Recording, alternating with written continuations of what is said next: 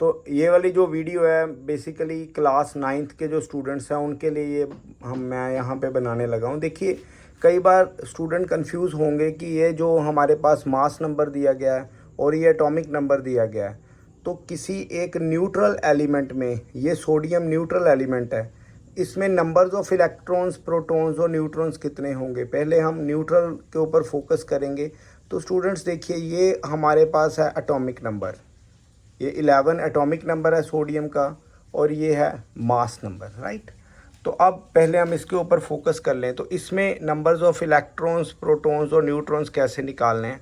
जो atomic number होगा किसी न्यूट्रल एलिमेंट का तो उतने ही वो इलेक्ट्रॉन्स उसमें प्रेजेंट होंगे। इट मीन्स यहाँ पे सोडियम जो न्यूट्रल है, न्यूट्रल मतलब इसके ऊपर ना तो प्लस चार्ज है ना ही माइनस चार्ज है, तो कितने इसमें इलेक्ट्रॉन्स आ गए 11।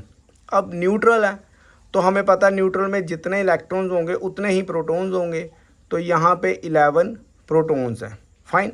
अब न्यूट्रॉन्स कैसे निकालेंगे। न्यूट्रॉन्स निकालने का बहुत सिंपल मेथड है। आपने ये जो सुपरस्क्रिप्ट है ऊपर जिसे हम मास नंबर बोलते हैं, उससे आपने सबस्क्रिप्ट को माइनस कर देना है, मतलब atomic mass minus atomic number.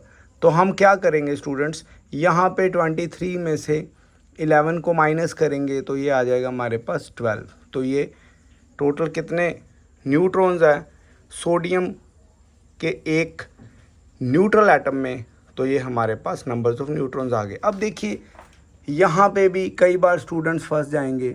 वो कैसे फंसेंगे उसको हम रेक्टिफाई करेंगे। ये जो हमारे पास प्लस चार्ज है इसका मतलब है कि यहाँ से इलेक्ट्रॉन निकले गए हैं। क्या निकले हैं, इलेक्ट्रॉन्स निकले हैं। प्रोटॉन्स के ऊपर कोई फ़र्क नहीं पड़ेगा। इट मीन्स ये जो इसका एटॉमिक नंबर है 11, क्योंकि नंबर्स ऑफ इलेक्ट्रॉन्स के इक्वल है, -1, तो कितने इलेक्ट्रॉन्स आ गए, ये 10 इलेक्ट्रॉन्स इसके अंदर प्रेजेंट है। अब यहाँ पे बहुत बड़ी गलती करते हैं स्टूडेंट्स की प्रोटॉन्स भी 10 लिख लेंगे, क्योंकि वो समझते हैं जितने इलेक्ट्रॉन्स है उतने प्रोटॉन्स। ये भाई जो इलेक्ट्रॉन और प्रोटॉन की इक्वल नंबर्स है वो सिर्फ न्यूट्रल एटम के बीच में। अब ये बन गया हुआ आयन। आयन तब कोई बनेगा या तो इलेक्ट्रॉन गेन करेगा या इलेक्ट्रॉन लूज़ करेगा। अगर तो इलेक्ट्रॉन लूज़ करेगा तो उसके ऊपर प्लस चार्ज आएगा, अगर इलेक्ट्रॉन गेन करेगा तो उसके ऊपर नेगेटिव चार्ज आएगा।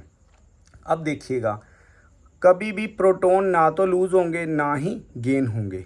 तो जो प्रोटॉन है, ये जो प्रोटॉन है ये ना नेवर लॉस इसका होता है ना ही इसका गेन होगा कभी। डन। तो अब देखिए जितने एटॉमिक नंबर है उतने ही नंबर्स ऑफ प्रोटॉन्स आ जाएंगे। तो न्यूट्रॉन्स भी सेम, ना तो न्यूट्रॉन्स निकलते हैं ना ही ऐड होंगे। तो इसमें भी 23 - 11, तो जो आंसर आएगा वो 12 न्यूट्रॉन है यहाँ पे प्रोटॉन्स। तो इस तरह से आपने फोकस करना है। जो आज की वीडियो में हमने किया क्या है, थोड़ा सा रिकैप्चुलेट कर लें।